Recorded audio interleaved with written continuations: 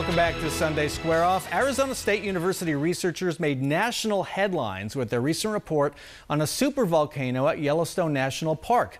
The media erupted with end-of-the-world headlines, warnings of the Southwest being smothered by volcanic ash. Problem is, many of those headlines were wrong.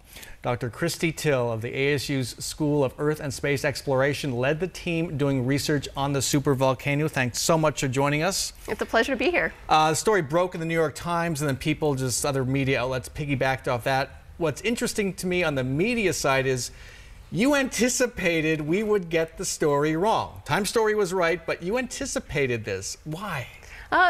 Yellowstone, in most people's minds, is a force of destruction. They've seen a special on TV or something like that, says we're all going to die. So you hear the word and you think, oh, I'm going to die. So you really have to, as a scientist, you really have to make sure that when you articulate your message, you articulate it very clearly to say, no, you're not going to die. It's going to be okay. Should that be the first sentence in the story? I think that's really what you have to lead with in these kinds of cases, because you really want to temper that sense of fear and say, no, look at all the really cool things we're doing so that you can learn to not be afraid. And we're looking at pictures right now of your team at Yellowstone that's been working there for a few years, right? That's right. And so, okay, so tell us specifically what you found and why we're not going to die.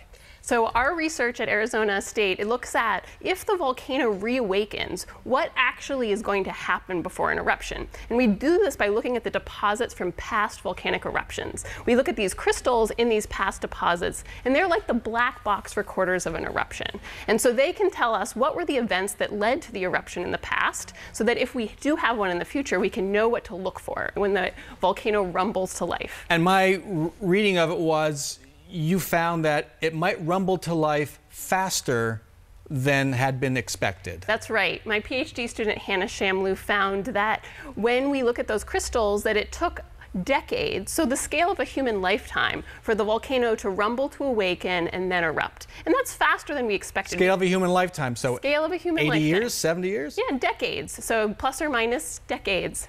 Okay, and that's what terrified people. That's right. Also, this volcano has not erupted in 600,000 years, and as I said to you a moment ago off air, gee, it's overdue, isn't it? That's right. Well, volcanoes are actually never due for an eruption. They're not like earthquakes. Scientists ask this question of, is there going to be another eruption in the future? And the answer could be, there could be never ever another eruption at Yellowstone.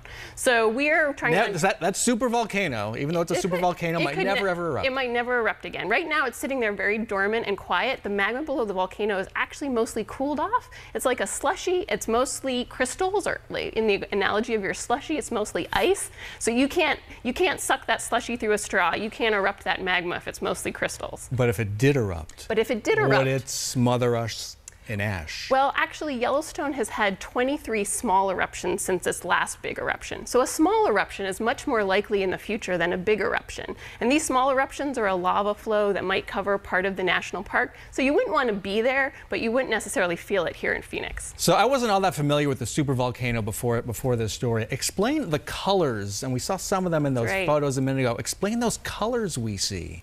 So a lot of those colors that you see in pictures of Yellowstone are actually in the hydrothermal system. So those hot waters that get heated up by the magmatic system and produce the beautiful geysers like we see Old Faithful.